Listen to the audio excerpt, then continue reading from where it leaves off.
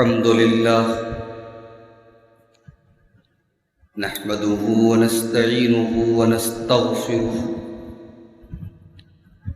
ونعوذ بالله من شرور أنفسنا ومن سيئات أعمالنا من يهده الله فلا مضل له ومن يضلل فلا هادي له وأشهد أن لا إله إلا الله وحده لا شريك له وأشهد أن محمدًا عبده ورسوله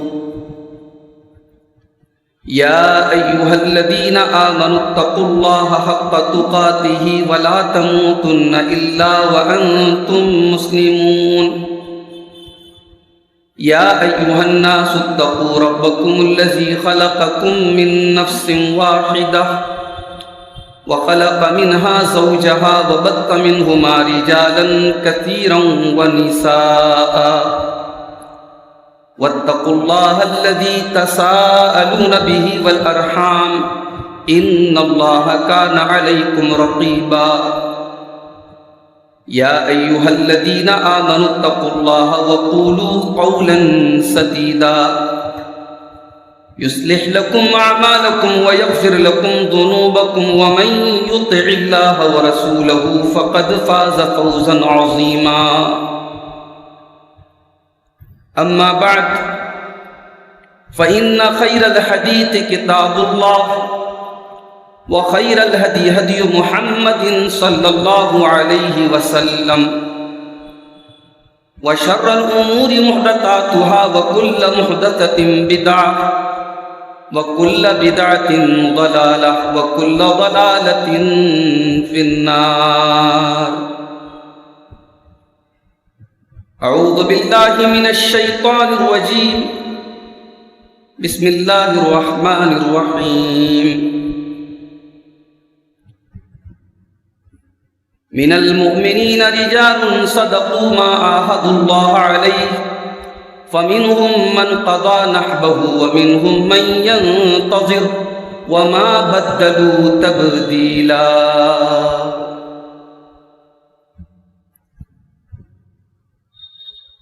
انوار رسالت سے لو جس نے لگائی ہے وہ شمع زمانے میں بجھنے نہیں پائی ہے سنت کے ستاروں کو آنکھوں میں سجا کر چل سنت کے ستاروں کو آنکھوں میں سجا کر چل بدعت کا اندھیرا ہے اور شرک کی کھائی ہے انوار رسالت سے لو جس نے لگائی ہے ایک صورت زیبا ہے آئینے 73 ہیں ایک صورت زیبا ہے آئینے 73 ہیں تصویر وہی ہے جو سنت نے دکھائی ہے انوار رسالت سے لو جس نے لگائی ہے ہم بلبل شیدا ہیں گلزار محمد کے ہم بلبل شیدا ہیں گلزار محمد کے صیاد تڑپ جائے وہ نغمہ سرائی ہے انوار رسالت سے لو جس نے لگائی ہے دشمن کو اجازت ہے آ کر کے وفا سیکھے، دشمن کو اجازت ہے آ کر کے وفا سیکھے، یہ محفل الفت ہے نفرت سے لڑائی ہے، انوار رسالت سے لو جس نے لگائی ہے۔ محترم علماء کرام، بزرگوں اور دوستوں، نوجوان ساتھیوں، ماں اور بہنوں، پیارے بچوں، مسجد اہل حدیث باگڑ بلی کی تعمیر نو کے بعد یہ پہلا موقع ہے جب اس مسجد میں مجھے آنے کا اور کسی پروگرام میں شریک ہونے کا موقع مل رہا ہے۔ اللہ کے فضل و کرم سے مسجد آپ حضرات کی محنتوں اور کوششوں سے پہلے سے کافی زیادہ کشادہ اور خوبصورت لگ رہی ہے۔ اللہ اس مسجد کو آباد کرنے والوں کی اس نیکی کو قبول فرمائے، اور ہمیں جس طریقے سے ہم نے دنیاوی اعتبار سے اس مسجد کو شاندار بنایا ہے، معنوی اعتبار سے بھی، نماز کے اعتبار سے بھی اس مسجد کو ہمیں آباد کرنے کی توفیق عطا فرمائے، آمین۔ دو بہترین خطابات آپ نے سماعت کیے۔ حضرت ابراہیم علیہ السلام کی زندگی کے کچھ اہم پہلوؤں پر برادر عزیز شیخ ظفر نعمان مکی صاحب نے مختصر خطاب کیا، اور استقامت اور اس کے اسباب پر ہمارے عزیز دوست شیخ رضا اللہ سلفی نے ایک بہت ہی جامع اور تفصیلی خطاب آپ کے سامنے پیش کیا۔ میں آج آپ کے سامنے جس موضوع پر کچھ باتیں رکھنا چاہتا ہوں وہ موضوع ہے اسلام میں قربانی کی اہمیت۔ اور جب میں یہاں پہ قربانی کا لفظ بول رہا ہوں تو کہیں ہمارے دماغ میں صرف وہ قربانی نہ آئے جو ہم عید الاضحیٰ کے دن کریں، وہ بھی ہے قربانی، لیکن قربانی کا لفظ اتنا محدود نہیں ہے کہ ہم ایک جانور لائیں اور اسے ذبح کر دیں اور ہو گئی قربانی۔ یہ قربانی کی ایک شکل ہے، یہ قربانی کا ایک روپ ہے۔ قربانی اللہ کی راہ میں ہر وہ چیز قربان کر دینے کا نام ہے جس کا مطالبہ اللہ کی طرف سے۔ اللہ کہے کہ جان قربان کر دو تو جان قربان کر دینے کا نام بھی قربانی ہے۔ اللہ کہے کہ مال قربان کر دو تو مال قربان کرنے کا نام بھی قربانی۔ اللہ کہہ دے بچوں کو قربان کر دو تو بچوں کو قربان کر دینے کا نام بھی قربانی۔ اللہ کا حکم ہے کہ وطن کو چھوڑ دو تو وطن چھوڑ کے ہجرت کرنا بھی قربانی ہے۔ اور اللہ کہہ دے کہ میرے حکم پر اپنی ناجائز خواہشات کا گلا گھونٹ دو اور اپنی خواہشات کو قربان کر دو تو یہ بھی قربانی ہے۔ اور دین قربانی کا نام ہے۔ بغیر قربانی کے آپ اللہ کا قرب نہیں پا سکتے، اللہ کو راضی نہیں کر سکتے، جنت نہیں پا سکتے۔ دنیا میں ہم دیکھتے ہیں جتنا اونچا مقصد ہوتا ہے اس مقصد کو حاصل کرنے کے لیے اتنی قربانی دینی پڑتی ہے، اتنا سیکریفائس کرنا پڑتا ہے۔ مثال کے طور پہ آج ہم دیکھتے ہیں کہ فلاں صاحب بہت بڑے ڈاکٹر ہیں، بڑا ان کا نام ہے، بڑے ان کے پیشنٹ ہیں، بڑے ہمیں لگتا ہے کہ ان کی زندگی بڑی کامیاب ہے، مگر اس ڈاکٹر کو بھی اس مقام تک پہنچنے کے لیے قربانیاں دینی پڑتی ہیں۔ ذرا آپ جا کے دیکھیے جو بچے نیٹ کی تیاری کرتے ہیں ان کے لیے رات اور دن کوئی معنی نہیں رکھتے، 18 گھنٹے پڑھائی کرتے ہیں، راتوں کی نیند قربان کرتے ہیں، دن کا چین قربان کرتے ہیں، تب جا کر کے وہ نیٹ کوالیفائی کرتے ہیں، اور پھر اس کے بعد ایک پروسیس کو کمپلیٹ کرنے کے بعد وہ ڈاکٹر بنتے ہیں. ایک انسان IAS آفیسر بنتا ہے, DM بنتا ہے, کمشنر بنتا ہے, ہزاروں لوگ اس کے انڈر میں کام کرتے ہیں, ہمیں لگتا ہے صاحب اس کے تو بڑے جلوے ہیں. لیکن اس مقام پر بھی پہنچنے کے لیے, IAS کی تیاری کرنے کے لیے اسے سیکریفائس کرنا پڑتا ہے. میرے بھائیوں, ہم اور آپ مسلمان ہیں, اور مسلمان کا مطلوب کیا ہے؟ اللہ کو راضی کر کے جنت کو حاصل کرنا ہے. اور یہ عظیم مقصد بغیر قربانی کے مل جائے, یہ پاسبل نہیں. دنیا کی تاریخ رہی ہے اللہ والوں نے اللہ کے لیے قربانی پیش کی. ابراہیم علیہ السلام جن کا نام آج ہم بار بار لے رہے ہیں, حج کرنے والا بھی بار بار ان کی سنتوں کو زندہ کر رہا ہے, اور اپنے جانوروں کی گردن پہ چھری چلانے والا مسلمان, عام مسلمان بھی ابراہیم کو یاد کر رہا ہے. اگر ابراہیم کی زندگی کو ایک لفظ میں اگر بیان کیا جائے تو ابراہیم قربانی کا نام ہے. وَإِذِ ابْتَلَىٰ إِبْرَاهِيمَ رَبُّهُ بِكَلِمَاتٍ فَأَتَمَّهُنَّ. یاد کرو جب اللہ تعالیٰ نے ابراہیم کو آزمایا, جب آزمایا, جب امتحان لیا, فَأَتَمَّهُنَّ. ابراہیم اللہ کے ہر امتحان میں کھرے اترے.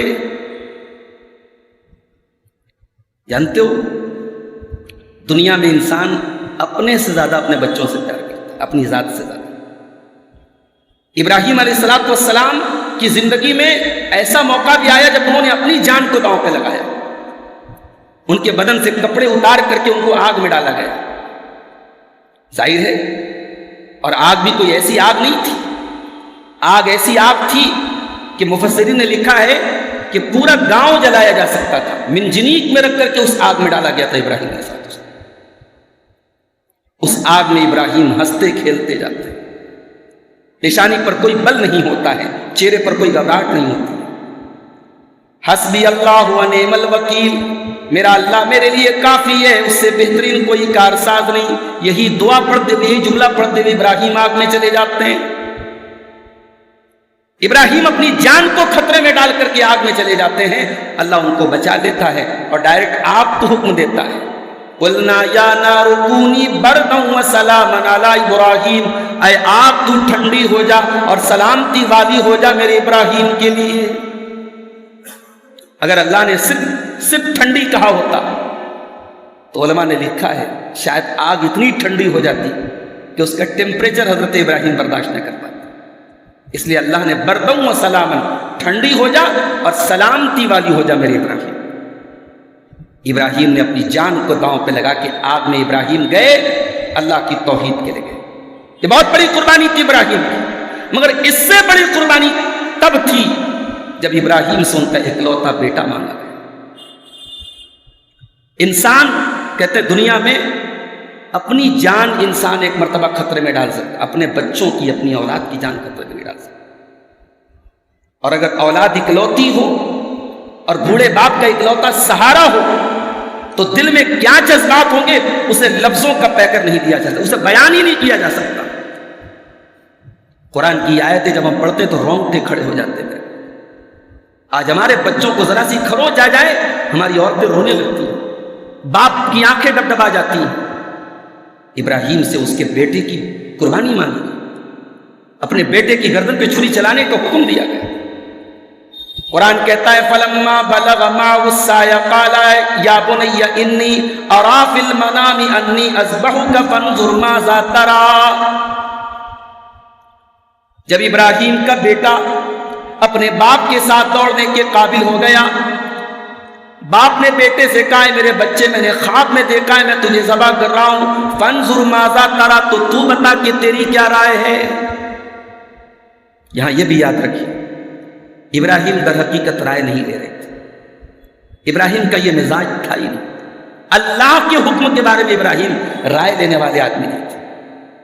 جہاں اللہ کا حکم آ جائے وہ چیز ہمارے لیے آپشنل نہیں ہوتی ہے, وہ چیز ہمارے لیے کمپلسری ہوتی ہے, مینڈیٹری ہوتی ہے, وہ آپشنل نہیں ہوتی. ابراہیم کو اللہ نے حکم دیا تھا, ابراہیم کوئی رائے نہیں لے رہے تھے. ابراہیم تو بس پرکھ رہے تھے کہ میرا بچہ جو مجھ سے دور رہ کر کے پلا ہے, ماں کی آغوش میں پلا ہے, ہاجرہ کی گود میں پلا ہے, میرے بچے کی تربیت کیسی؟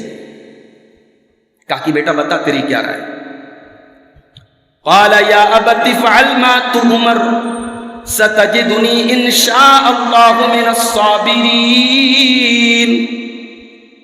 کہا کہ ابا جان آپ کو جو حکم ملا ہے آپ پورا کر ڈالیے، اگر اللہ نے چاہا تو آپ مجھے صبر کرنے والا پائیں گے۔ اللہ اکبر۔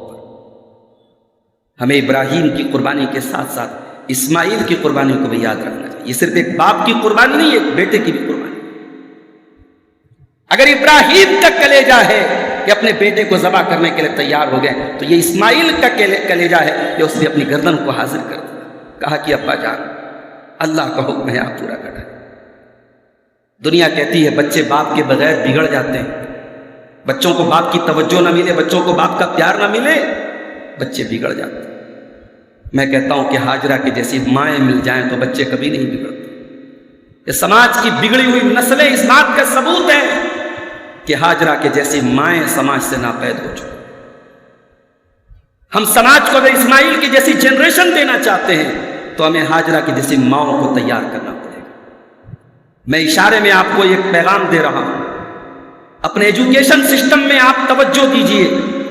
آج ہماری قوم کو اگر اسماعیل کے جیسے نوجوانوں کی ضرورت ہے تو ہمیں ان کے لیے ہاجرہ کی جیسی ماؤں کا انتظام کرنا پڑے گا۔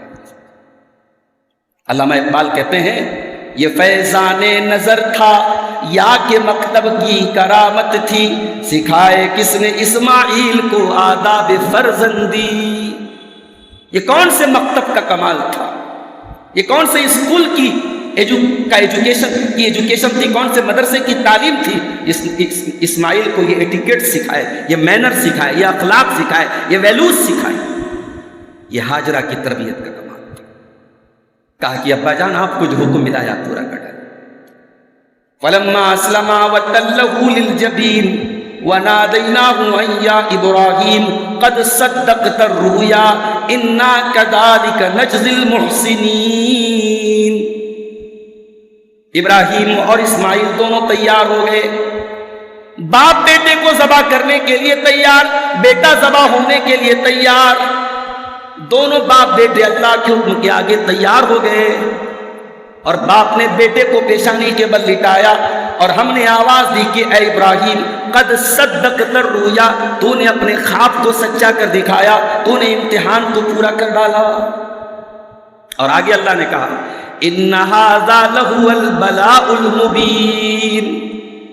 اے ابراہیم یہ بہت مشکل امتحان تھا جو تم نے پورا کیا۔ اللہ، امتحان لینے والا کہہ رہا ہے کہ امتحان بہت ٹف تھا، بہت مشکل تھا، بہت ڈیفیکلٹ تھا، بہت ٹف تھا یہ ایگزام۔ اے ابراہیم جو تم نے اس کو پورا کیا ہے، ان ھذا لہو البلاء المبین۔ اے ابراہیم یہ بہت بڑی آزمائش۔ تو دین قربانی کا نام ہے میرے ساتھ۔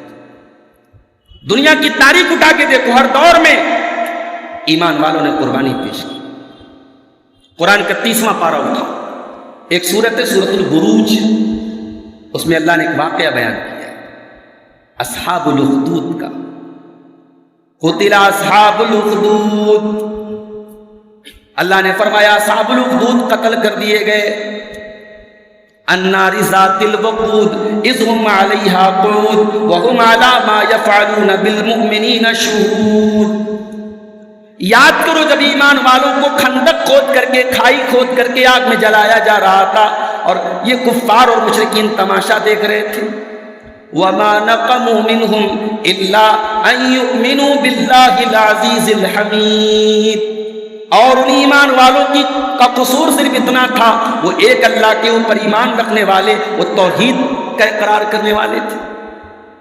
اصحاب الاخدود کا واقعہ بہت تفصیل سے حدیثوں میں آیا ہے، صحیح مسلم کی لمبی روایت آپ نے سنی ہوگی۔ یہ جو بچہ تھا، پہلے کے دور میں ایک بادشاہ کے درباریوں میں ایک جادوگر تھا، بہت بڑا جادوگر تھا۔ جب وہ جادوگر بوڑھا ہو گیا، اس نے بادشاہ سے کہا کہ مجھے کوئی بچہ دے دو جس کو میں اپنا یہ ہنر سکھا دوں۔ تو بادشاہ نے ایک بچے کا انتظام کیا، وہ بچہ جادوگر کے پاس آ کے جادو سیکھتا۔ اس بچے اور جادوگر کے راستے میں ایک راہب تھا۔ وہ راہب جو تھا وہ توحید پر تھا، اللہ کے دین پر تھا۔ تو بچہ راہب کے پاس جاتا تھا، راہب اسے توحید سکھاتا تھا۔ جادوگر جادو سکھاتا تھا، راہب توحید سکھاتا تھا. اور جب بچے کو جادوگر کے پاس جانے میں دیر ہو جاتی تھی تو راہب نے بتایا کہ تم جادوگر سے کہنا کہ گھر والوں نے روک لیا تھا، اور جب گھر جانے میں دیر ہو جائے تو کہہ دینا کہ جادوگر نے روک لیا تھا. اس طریقے سے بیک وقت بچے نے جادو بھی سیکھا اور اللہ کی توحید کو بھی سیکھا.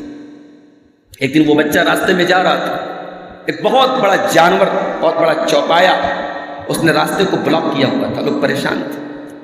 اس بچے نے پتھر اٹھایا، کہا کہ اللہ اگر تیرے نزدیک اس راہب کا معاملہ سچا ہے اور جادوگر کا معاملہ غلط ہے تو اس پتھر کے ذریعے اس جانور کو ہلاک کر.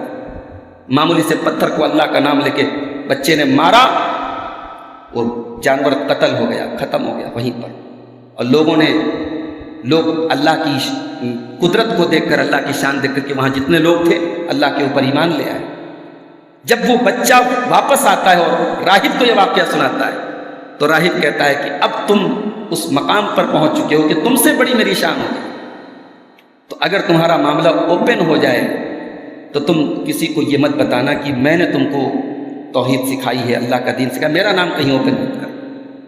اس کے بعد اللہ کے نبی فرماتے کہ وہ بچہ اللہ کے حکم سے، اس کے پاس لوگ آتے تھے، بیمار لوگ آتے تھے، ٹھیک ہو جاتے تھے. مادر ذات کوڑی، پیدائشی اندھے لوگ آتے تھے، کوڑی لوگ آتے تھے، ٹھیک ہو جاتے تھے اللہ کے حکم سے. جب یہ شہرت بہت پھیل گئی تو بادشاہ کا ایک درباری تھا، وہ بھی نابینا تھا. بہت سارے تحفے تحائف لے کے آیا بچے کے پاس اور کہا کہ یہ سارا مال میں تمہیں دے رہا ہوں، بس تم مجھے شفا دے دو. بچے نے کہا کہ شفا کا مالک میں نہیں، شفا اللہ تعالیٰ دیتا. کہا کہ اللہ کون ہے؟ کہا کہ اللہ میرا اور آپ کا سب کا رب ہے. دنیا کے ڈاکٹروں کو ایک پیغام ہے، اگر اللہ تعالیٰ، ایک مسلمان ڈاکٹر کو یہ پیغام ہے کہ اگر اللہ تعالیٰ آپ کے ذریعے مریضوں کو شفا دیتا ہے تو صرف اپنی شہرت کے لیے میڈیکل سائنس کو استعمال مت کرو، اپنے علم کو صرف اپنی شہرت کے لیے استعمال مت کرو، مریضوں کو توحید سکھانے کے لیے بھی اپنے علم کا استعمال کرو. اس بچے نے کہا کہ میں شفا دینے والا نہیں، شفا اللہ تعالیٰ دیتا ہے. تبلیغ کی یا دعوت دی اور دعا کی اس کے حق میں. وہ اندھا تھا، ٹھیک ہو گیا، ایمان لے آیا اللہ کے اوپر. جب بادشاہ کے پاس آیا، بادشاہ نے دیکھا کہ یہ تو اچھا بھلا ہو گیا، اندھا تھا. کہا کہ بھئی تمہاری روشنی کیسے آ گئی آنکھوں کی؟ کہا کہ اللہ نے لوٹائی. کہا اللہ کون ہے؟ کہا میرا رب ہے. بادشاہ نے پریشر ڈالا کہ یہ بات تم کو کس نے بتائی؟ اس نے بچے کا نام لیا. بچے کو بلایا گیا، بچے سے پوچھا گیا کہ بتاؤ اس درباری کو جو آنکھ کی روشنی واپس ملی کس نے دی؟ بچے نے کہا اللہ نے دی. اللہ کون؟ کا میرا رب سب کا رب ہے. کہ یہ توحید تم نے سیکھی کس سے؟ بچے کو بہت پریشر ڈالا گیا. اس نے نام لے لیا راہب کا. راہب کو بلایا گیا. راہب سے کہا گیا اپنے دین سے ہٹ جاؤ. راہب ہٹنے کو تیار نہیں ہے. آرا لایا گیا، راہب کے سر کے 2 ٹکڑے کر دیے گئے، اس کے باڈی کے 2 ٹکڑے کر دیے. پھر اس درباری کو جو اندھا تھا، ٹھیک ہو گیا تھا، اس سے کہا گیا کہ توحید سے ہٹ جاؤ. اس نے کہا نہیں ہٹوں گا. آرے سے اس کے بدن کے 2 ٹکڑے کر دیے. پھر بادشاہ نے لوگوں سے کہا کہ اس بچے کو لے کے جاؤ اور پہاڑ کی چوٹی پہ لے جا کے وہاں سے گرا دو، ختم کر دو اس بچے کو. لوگ لے کے گئے، ایک بڑی بھیڑ گئی بچے کے ساتھ پہاڑ کے اوپر. بچے نے کہا اللہم اکفنیہم بما شئت، اے اللہ تو ان کے لیے کافی ہو جا، جس طریقے سے تو چاہے ان کے لیے کافی ہو جا. پہاڑ میں حرکت ہوئی، سارے لوگ جو پہاڑ پہ تھے نیچے گر کے مر گئے. بچہ صحیح سلامت بادشاہ کے پاس واپس آیا. بادشاہ نے حکم دیا اس کو پانی کے اندر لے کے جاؤ، کشتی میں بٹھا کر کے، اور سمندر کے بیچ میں لے جا کر کے ڈبا کر کے مار دو. ایک بڑے پانی کے جہاز میں لے کر کے پانی کے بیچ میں جایا گیا. بچے نے پھر وہی دعا کی اللہم اکفنیہم بما شئت، اے اللہ تو ان کے لیے کافی ہو جا، جیسے تو چاہے ویسے تو کافی ہو جا. پانی کے اندر طوفان آیا، کشتی الٹ گئی، سارے لوگ مر گئے. بچہ آرام سے تیرتے ہوئے کنارے تک پہنچ گیا. اب بچے نے کہا بادشاہ سے کہ اے بادشاہ سلامت، مجھے قتل کرنا چاہتے ہو؟ میں طریقہ بتاتا ہوں.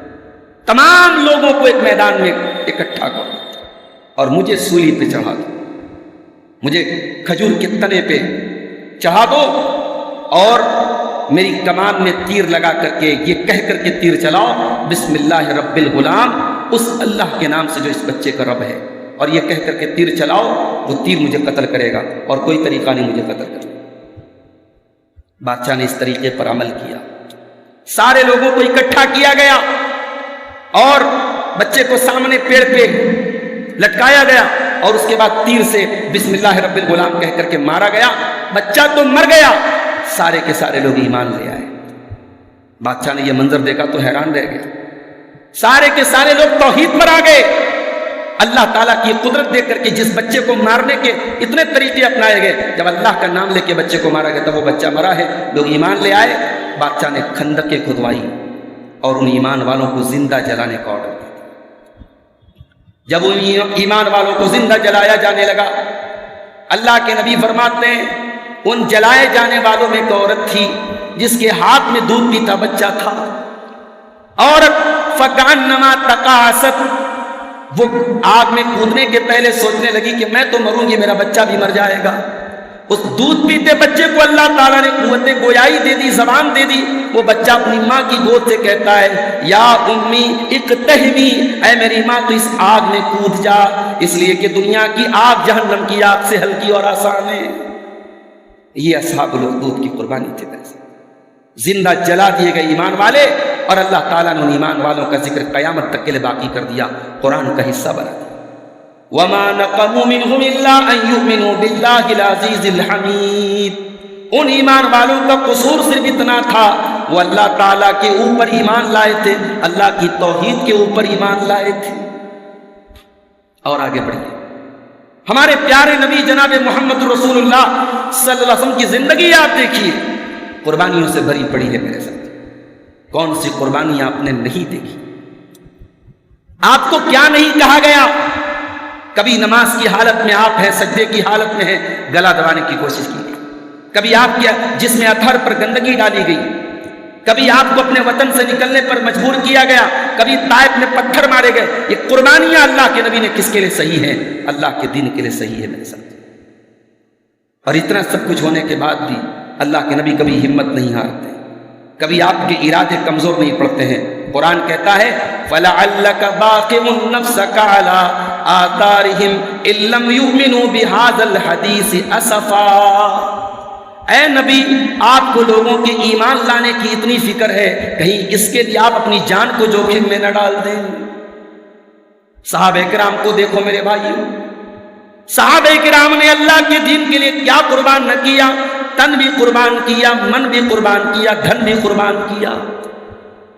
جنگ احد کا منظر یاد کرو، حضرت انس کے چچا جن کا نام انس بن نضر تھا اور انہی کے نام پہ بھتیجے کا نام انس رکھا گیا تھا، حضرت انس بن نضر جنگ بدر میں شامل نہیں ہو پائے تھے، کسی وجہ سے کسی مجبوری سے شامل نہیں ہو پائے تھے، ان کو بڑا ملال تھا۔ اللہ کی راہ میں پہلی جنگ لڑی گئی، میں شامل نہیں ہو پایا۔ جب احد کا موقع آیا، انہوں نے کہا کہ اب اللہ تعالیٰ دیکھے گا کہ میں کیا کرتا ہوں۔ احد کی جنگ میں وہ موقع بھی آیا جب مسلمان جیتی جنگ ہار رہے تھے، مسلمانوں کو میدان چھوڑ کے بھاگنا پڑ رہا تھا، دشمنوں کا حملہ بہت تیز ہو رہا تھا۔ حضرت انس بن نضر رضی اللہ تعالیٰ عنہ دشمنوں کی طرف جا رہے تھے، راستے میں سعد ابن معاذ ملتے ہیں۔ سعد ابن معاذ کہتے اے انس کہاں جا رہے ہو؟ کہا کہ اے سعد ابن معاذ، مجھے جنت کی خوشبو محسوس ہو رہی ہے احد پہاڑ کے نیچے سے۔ اللہ کی راہ میں لڑتے لڑتے حضرت انس بن نضر شہید ہو جاتے ہیں۔ 80 سے زیادہ زخم تیر کے تلوار کے نیزوں کے ان کے بدن پہ ہوتے ہیں، ان کی لاش دیکھنے لائق نہیں بچتی ہے۔ ان کی بہن ربیہ بنت نضر اپنے بھائی کی انگلی کے پوروں سے ان کو پہچانتی ہے، ان کی باڈی پہچاننے کے قابل ہے۔ اور حضرت انس کہتے ہیں کہ مجھے لگتا ہے کہ قرآن کی آیت میرے چچا کے بارے میں نازل، سورہ احزاب کی آیت نمبر 23، من المؤمنین رجال صدقوا ما عاہدوا اللہ علیہ۔ مومنوں میں کچھ ایسے بھی لوگ ہوتے ہیں جو اللہ سے جو وعدہ کرتے اپنے وعدے کو پورا کرتے ہیں۔ فَمِنْهُمْ مَنْ قَضَى نَحْبَهُ، کچھ تو ایسے ہوتے ہیں جو اللہ کی راہ میں شہید ہو جاتے ہیں۔ وَمِنْهُمْ مَنْ يَنْتَظِرُ، اور کچھ ایسے ہوتے ہیں جو شہادت کا انتظار کر رہے ہوتے ہیں۔ وَمَا بَدَّلُوا تَبْدِيلًا، اور اللہ کے نیک بندے کبھی بدلتے نہیں ہیں، ان کے عزائم کبھی بدلتے نہیں ہیں۔ صحابہ کرام کی زندگیاں شہادتوں سے بھری ہے، میرے بچے قربان کر دیے، جان قربان کر دی، اور مال غزوہ تبوک کا صرف واقعہ یاد کر لو، جاؤ پڑھو سیرت کی کتابوں میں غزوہ تبوک، آپ کی آنکھوں میں آنسو آ جائے گا۔ جنگ تبوک کے موقع پر جب اللہ کے پیارے نبی نے صحابہ کرام سے ڈونیشن کی اپیل کی، چندے کی اپیل کی، اور فرمایا کہ ضرورت ہے ہمیں سامان جنگ کی، ہمارے پاس کچھ بھی نہیں ہے۔ حضرت عمر فاروق کہتے ہیں زندگی میں پہلا موقع ایسا آیا تھا، مجھے ایسا لگا کہ آج میں اللہ کے دین کے لیے ابو بکر سے بڑھ کے کام کروں گا۔ اپنے گھر آتے ہیں، اپنے گھر کا سارا مال اکٹھا کرتے ہیں اور سارے مال کا آدھا حصہ اپنے ساتھ لے کر کے اللہ کے نبی کے پاس آتے ہیں۔ اللہ کے نبی پوچھتے ہیں اے عمر اتنا سارا سامان لے کے آئے ہو، ما ابقیت لأہلک، اپنے گھر والوں کے لیے کیا چھوڑ کے آئے ہو؟ کہتے ہیں اے اللہ کے نبی ابقیت لہم النصف، میں آدھا لے کے آیا ہوں، آدھا چھوڑ کے آیا ہوں۔ اور حضرت عمر دل ہی دل میں بہت خوش ہیں کہ آج ابو بکر بھی مجھ سے پیچھے رہیں گے، اتنی بڑی قربانی کون دے۔ کچھ دیر کے بعد ابو بکر صدیق بھی آتے ہیں، وہ بھی اپنے گھر کا مال و اسباب لے کے آئے ہیں۔ اللہ کے پیارے نبی سوال کرتے ہیں ابو بکر ما ابقیت لأہلک، اے ابو بکر تم نے اپنے گھر والوں کے لیے کیا چھوڑا ہے؟ کیا چھوڑا ہے؟ اتنا سارا مال لے کے آئے ہو، گھر والوں کے لیے کیا چھوڑا ہے؟ ابو بکر صدیق کہتے ہیں ابقیت لہم اللہ ورسولہ، اے اللہ کے نبی آج اللہ کے دین کو میرے مال کی ضرورت ہے، میں گھر والوں کے لیے کیوں چھوڑ کے آؤں گا؟ میں تو سب کچھ لے کے آیا ہوں۔ ہاں گھر والوں کے لیے اللہ کو چھوڑ کے آیا ہوں، اس کے رسول کو چھوڑ کے آیا ہوں، اے اللہ کے نبی میں نے گھر میں کوئی مال نہیں چھوڑا۔ عمر فاروق کی آنکھوں میں آنسو آ جاتے ہیں اور عمر فاروق کہتے ہیں واللہ ما اسابقک ابدا، اے ابو بکر عمر تیرا مقابلہ نہیں کر سکتا۔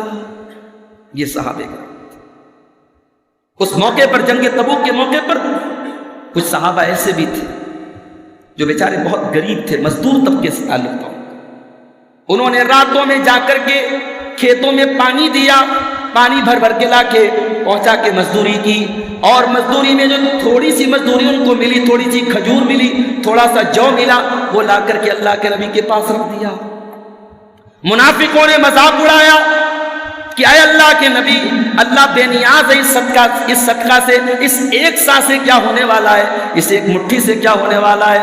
اللہ نے ان ظالموں کا، ان منافقوں کا ذکر قرآن میں کیا، فرمایا والذین یلمزون المتطوعین من المؤمنین فی الصدقات، یہ منافق تو وہ لوگ ہیں جو میرے مومن بندوں کا مذاق اڑاتے ہیں، جو میرے ان مومن بندوں کا مذاق اڑاتے ہیں جو دل کھول کر کے اللہ کی راہ میں خرچ کرتے ہیں۔ والذین لا یجدون الا جہدہم، اور میرے نبی کے وہ صحابہ جن کے پاس محنت مزدوری کی رقم ہوتی ہے اور وہ لا کر کے اللہ کی راہ میں دے دیتے ہیں، ان غریبوں کا یہ مذاق اڑاتے ہیں۔ فَيَسْخَرُونَ مِنْهُمْ، یہ ان کا مذاق اڑاتے ہیں۔ سَخِرَ اللَّهُ مِنْهُمْ، ان کا مذاق اللہ اڑاتا ہے، ان کے مذاق کی سزا اللہ ان کو دے گا۔ اسی جنگ تبوک کے موقع پر کچھ غریب صحابہ اللہ کے نبی کے پاس آتے، اے اللہ کے رسول ہم بھی آپ کے ساتھ اس غزوے میں جانا چاہتے ہیں، ہم بھی آپ کے ساتھ میدان جہاد میں جانا چاہتے ہیں، قربانی دینا چاہتے ہیں۔ آپ نے فرمایا کیا سواری ہے تمہارے پاس؟ نہیں ہے اللہ کے نبی سواری نہیں ہے۔ آپ نے فرمایا اگر سواری نہیں ہے تو میں معذرت چاہتا ہوں، میرے پاس سواری کا انتظام نہیں ہے، اگر آپ کے پاس سواری ہے تب آپ چلیے، میں آپ کو اپنے ساتھ لے کے نہیں جا سکتا۔ وہ بیچارے غریب صحابہ تھے، سواری کہاں سے لاتے؟ وہ بیچارے مجبور ہو گئے، پلٹ کر کے واپس جانے لگے، آنکھوں میں آنسو آ گئے۔ یہ آنسو کس بات کے آنسو تھے؟ یہ آنسو ملال کے آنسو تھے، یہ آنسو افسوس کے آنسو تھے کہ کاش اللہ تعالیٰ تو نے ہم کو مالدار بنایا ہوتا اور ہم بھی آج تیرے نبی کے ساتھ جا رہے ہوتے۔ ان صحابہ کرام کی آنکھوں میں آنسو آ جاتے ہیں، وہ نبی کو دکھا کر کے نہیں روتے، پلٹ کر کے روتے ہیں۔ ان کے آنسوؤں کو اللہ کے نبی نے نہیں دیکھا، عرش والے نے ان کے آنسوؤں کا ذکر قرآن میں کر دیا، فرمایا وَلَا عَلَى الَّذِينَ إِذَا مَا أَتَوْكَ لِتَحْمِلَهُمْ قُلْتَ لَا أَجِدُ مَا أَحْمِلُكُمْ عَلَيْهِ تَوَلَّوْا وَأَعْيُنُهُمْ تَفِيضُ مِنَ الدَّمْعِ حَزَنًا أَلَّا يَجِدُوا مَا يُنْفِقُونَ۔ اے میرے نبی ان صحابہ کرام کی آنکھوں میں آنسو آ گئے، انہیں ملال تھا کہ کاش ان کے پاس دولت ہوتی اور وہ اللہ کی راہ میں خرچ کر رہے ہوتے۔ یہ قربانی تھی میرے بھائی، دین قربانی کا نام ہے۔ صحابہ کو یہ عظمت ملی تو قربانیوں کی وجہ سے ملی ہے میرے ساتھ۔ میرے نوجوان ساتھیوں، آپ کی زندگی کا مقصد کیا ہے؟ سجنا ہے، سنورنا ہے، اچھے کپڑے پہننا ہے، اچھا لائف اسٹائل اپنانا ہے۔ کتنی برائیاں آج ہمارے نوجوانوں میں پائی جا رہی ہیں۔ میرے نوجوان بھائیوں، کبھی موقع ملے تو صحابہ کرام کی زندگیوں کو اٹھا کر کے دیکھو کہ ان کی جوانی کا مقصد کیا تھا۔ صحابہ میں ایک نام ہم کو ملتا ہے مصعب بن عمیر کا۔ یہ کون صحابی ہیں؟ یہ وہ صحابی ہیں جو بہت شوقین تھے، جن کے ڈریسنگ سینس کی بڑی تعریف ہوتی تھی۔ ان کے جیسا کپڑا مکہ میں کوئی پہننے والا نہیں، ان کے جیسی خوشبو کوئی لگانے والا نہیں، ان کے جیسا خوبصورت اور ناز و نعمت سے پلنے والا کوئی نوجوان نہیں۔ لیکن یہی مصعب بن عمیر جب اسلام لے آتے ہیں، اللہ کے نبی کا کلمہ پڑھ دیتے ہیں، ماں بھی ناراض ہو جاتی ہے، باپ بھی ناراض ہو جاتے ہیں، گھر سے نکال دیا جاتا ہے۔ اور وہی مصعب بن عمیر جو کل تک سب سے قیمتی کپڑا پہن کر کے چلا کرتے تھے، آج پھٹے پرانے کپڑے پہن کر مکہ کی گلیوں میں چلتے ہیں، اور صحابہ کرام ان کو دیکھ کر کے ٹھنڈی سانس لیتے ہیں اور کہتے ہیں ہائے مصعب بن عمیر، کل کیسا تھا اور آج کیسا ہے۔ اور یہی مصعب بن عمیر جب غزوہ احد میں شہید ہوتے ہیں، ہائے ہائے، اتنے مالدار تھے کسی زمانے میں کہ کپڑے کی مثال دی جاتی تھی، اور آج شہید ہو جاتے اللہ کی راہ میں تو اتنا کپڑا بھی نہیں کہ ان کی ڈیڈ باڈی کو ڈھانپا جائے، اتنی بڑی چادر بھی نہیں کہ ان کی پوری باڈی کو کور کیا جائے۔ سر کو چادر سے ڈھانپا گیا اور پیر پر گھاس پھوس ڈال کر کے ان کی ڈیڈ باڈی کو قبر میں اتارا گیا۔ من المؤمنین رجال صدقوا ما عاہدوا اللہ علیہ، میرے بندوں میں کچھ ایسے بندے بھی ہوتے ہیں جو اللہ سے وعدہ کر کے اپنے وعدے کو پورا کرتے ہیں۔ انہی صحابہ کرام میں ایک نام ہمیں ملتا ہے حضرت صہیب رومی رضی اللہ عنہ۔ آج ہمارے ہاں اللہ کی راہ میں خرچ کرنے کی بات آتی تو ہم دوسروں کا انتظار کرتے ہیں، فلاں صاحب آگے بڑھے تو ہم اتنا کریں گے، فلاں صاحب کریں تو ہم اتنا کریں گے۔ صحابہ کرام کیا یہ مزاج نہیں تھا، دین کے لیے سب قربان تھا ان کا، اور کہیں ان کو اس بات کی فکر نہیں تھی کہ میرا نام اخبار میں آئے، میرا نام پبلش کیا جائے، میرے نام کا ایڈورٹیزمنٹ ہو جائے۔ اللہ کی راہ میں وہ جو کچھ بن پڑتا تھا خرچ کرتے تھے۔ صہیب رومی رضی اللہ تعالیٰ عنہ مکہ سے ہجرت کر کے مدینہ جا رہے تھے، ان کے اونٹ کی نکیل پکڑ دی مکہ کے کافروں نے، کہاں جا رہے ہو؟ کہا مدینہ جا رہا ہوں، اپنے نبی کے پاس جا رہا ہوں۔ کہاں ہے صہیب؟ کل جب تم مکہ میں آئے تھے خالی ہاتھ تھے، ہمارے بیچ میں رہ کے تم نے بزنس کیا، پیسہ کمایا، اور آج ساری کمائی لے کے مدینہ جانا چاہتے ہو، ہم تمہیں جانے نہیں دیں گے۔ کہا پھر کیا کرو گے؟ کہا کہ ایک شرط پر جانے دیں گے، سارا مال ہمارے حوالے کر کے جانا پڑے گا۔ زندگی کی گاڑی کمائی، حضرت صہیب رومی رضی اللہ تعالیٰ عنہ نے ایک پل کے لیے نہ سوچا۔ او مسلمانوں، جانور کے گلے پر چھری چلانا کون سا مشکل کام ہے؟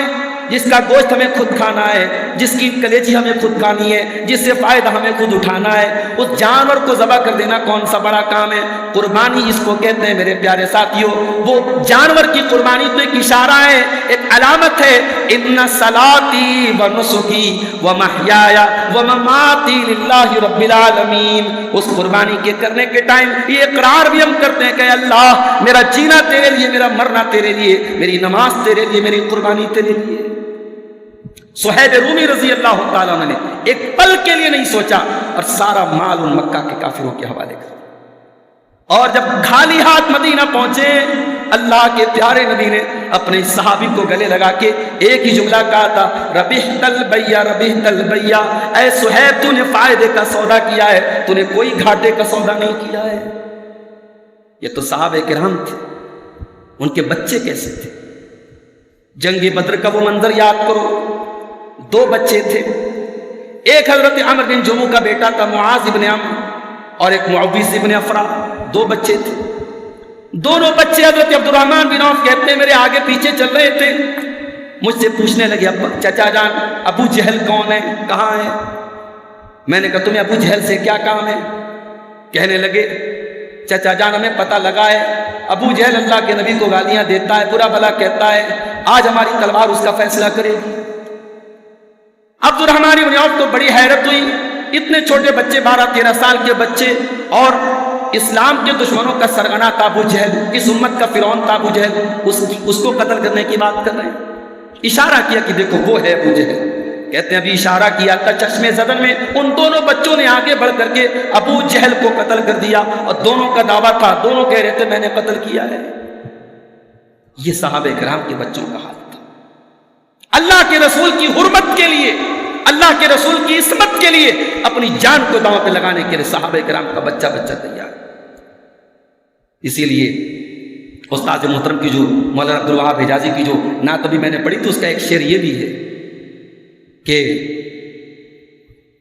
اس رحمت عالم پر یہ دولت دنیا کیا، اس رحمت عالم پر یہ دولت دنیا کیا، ہر فرد تصدق ہے، ہر جان فدائی ہے۔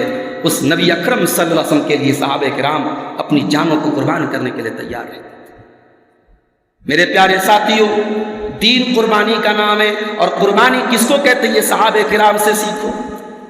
آج اے سی کے کمروں میں بیٹھ کر کے دنیا کی عیش و آرام کی لذتوں میں پڑھ کر کے ہم صحابہ کرام پر فتوے لگاتے ہیں، صحابہ کرام کے کردار کا فیصلہ کرتے ہیں، صحابہ کرام پر انگلیاں اٹھاتے ہیں اور صحابہ کرام کی کیٹیگری طے کرتے ہیں۔ ارے ہم کون اور ہماری اوقات کیا ہے؟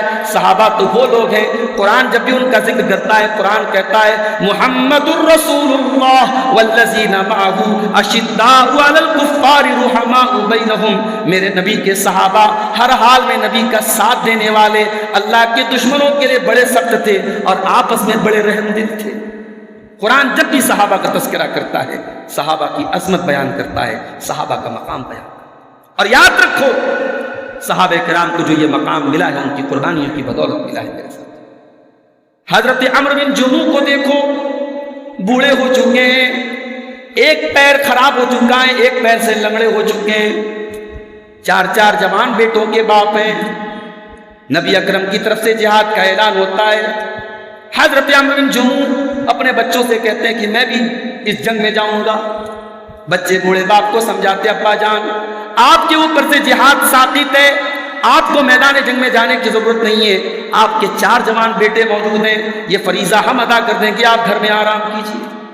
حضرت عمرو بن جموح لنگڑے ہو چکے ہیں، ایک پیر خراب ہو چکا ہے، عمر کے کافی حصہ گزر چکا ہے، مگر جذبات دیکھو میرے پیارے ساتھیوں، کہتے ہیں میرے بچوں میں لنگڑا ہی صحیح، میں بوڑھا ہی صحیح، اگر میں اللہ کی راہ میں شہید ہونا چاہتا ہوں، میں جانا چاہتا ہوں، تم کون ہوتے ہو مجھے روکنے والے؟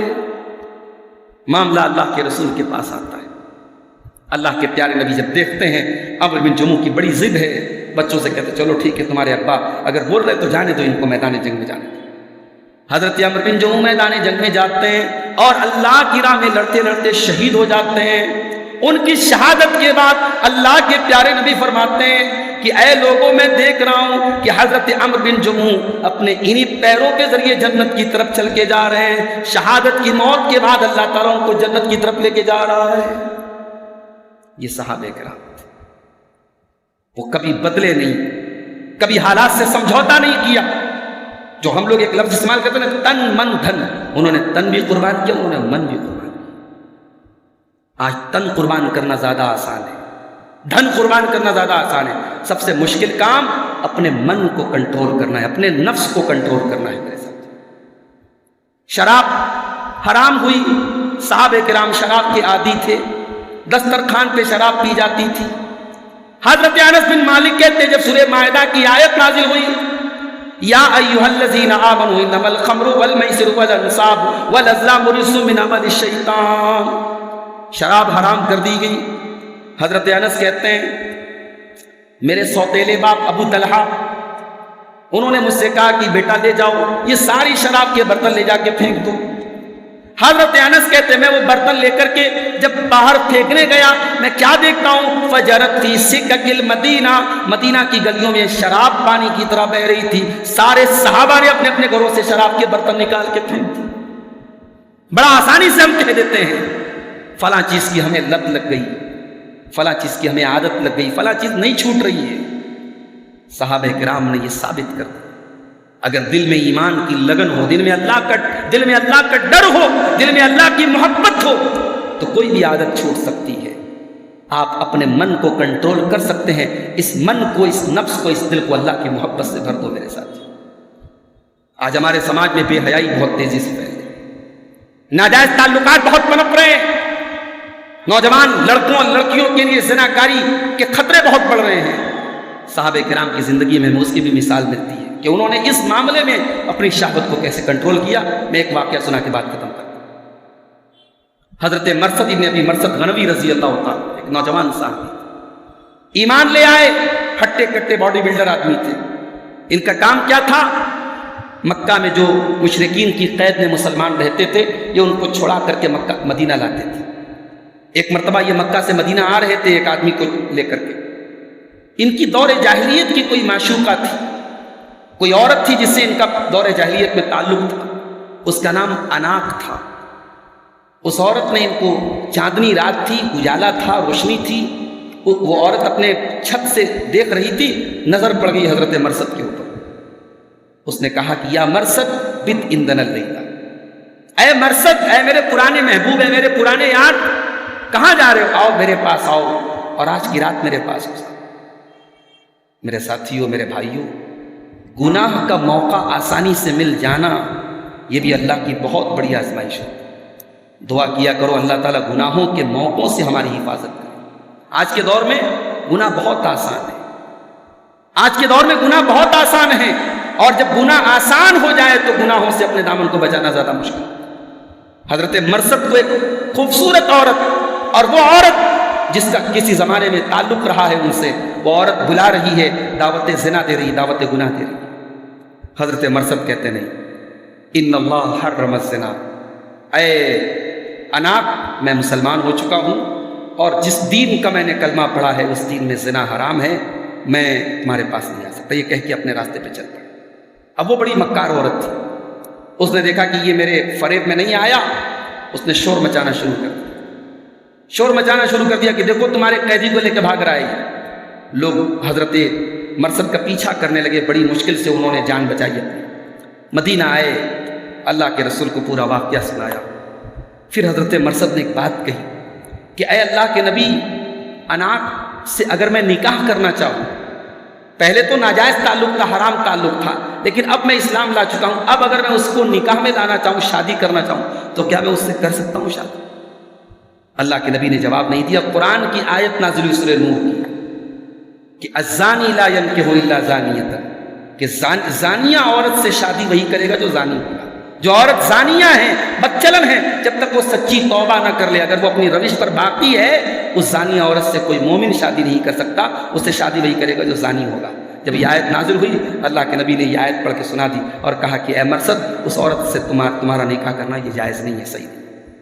یہ صحابہ کرام اپنے من کو انہوں نے قابو کیا. میرے بھائیوں, عید الاضحیٰ کے اس موقع پر اپنے جانوروں کے گردن پہ چھری چلانے کے پہلے اپنے نفس میں پیدا ہونے والی ناجائز خواہشات پر چھری چلاؤ. اس موقع پر اللہ کی راہ میں اپنی طاقت کے مطابق جانور خرید کر کے لا کے ذبح کرتے وقت جب قربانی کی دعا پڑھو تو دل میں یہ ارادہ بھی کرو کہ اے اللہ, تیرے حکم پر آج ہم یہ جانور ذبح کر رہے ہیں. پروردگار, اگر موقع ملا تیرے دین کے لیے اپنی جان قربان کرنی پڑی, اپنا مال قربان کرنا پڑا, اپنی خواہشات قربان کرنی پڑی, پروردگار ہم سب کچھ قربان کرنے کے لیے تیار ہو جائے. یہ جذبہ اپنے اندر پیدا کرو میرے بھائی. اس جذبے کے بغیر ہماری قربانی نہیں. ابھی میں غیر مسلم عورت کا بیان سن رہا تھا, وہ کہہ رہی تھی کہ صاحب مسلمانوں کے یہاں جو قربانی کا کانسیپٹ ہے, کیا اس کا کیا مطلب ہے, اللہ تعالیٰ کو کیوں یہ پسند آ رہا ہے کہ کسی جانور کا خون بہے.